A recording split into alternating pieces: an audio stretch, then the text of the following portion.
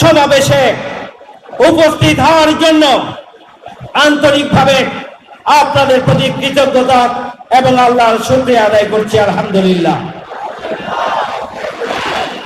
সংগ্রামী ভাই বন্ধুগণ, 5ই আগস্টের ঐতিহাসিক বিপ্লবের পর আমরা দেখেছি অন্তর্বর্তীকালীন সরকারের প্রধান উপদেষ্টা তার মামলাগুলো থেকে মুক্তি নিয়েছেন।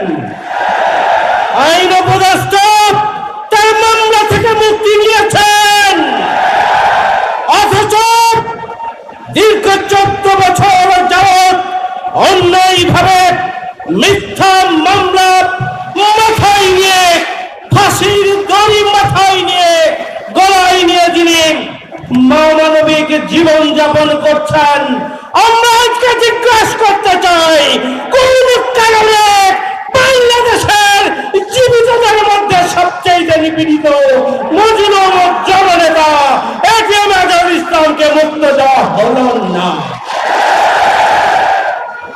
আমরা জানতে চাই এর পিছনে কোন ষড়যন্ত্র রয়েছে।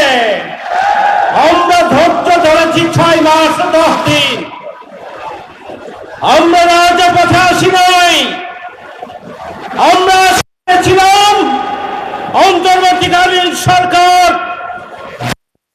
মুক্ত নতুন বাংলাদেশে বৈষম্যের শিকার মজলুম জননেতা এটিএম আজহারুল ইসলামকে মুক্তি দিয়ে তারা তাদের দায়িত্ব পালন করবেন। কিন্তু দুঃখজনক হলো সত্য, এই সরকার এখনো পর্যন্ত আমাদের নেতা এটিএম আজহারুল ইসলামকে মুক্তি দেন নাই।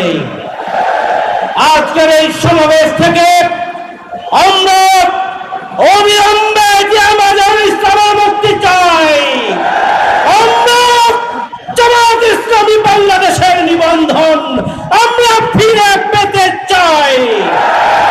আমরা অবিলম্বে জামায়াত ইসলামীর প্রতীক দাড়িপাল্লাকে ফিরিয়ে দেওয়ার জন্য দাবি জানাচ্ছি। আর যদি দাবি মানা না হয়, আমরা বিগত 15.5 বছর যাবৎ চরম জুলুম নির্যাতন নিপীড়নের মধ্যেও আমরা রাজপথে ছিলাম, বাংলাদেশকে মুক্ত করার জন্য আমরা ভূমিকা পালন করেছি। সুতরাং দাবি কিভাবে আদায় করতে হবে আমরা তা জানি। সংগ্রামী ভাই বন্ধুগণ, এ পর্যায়ে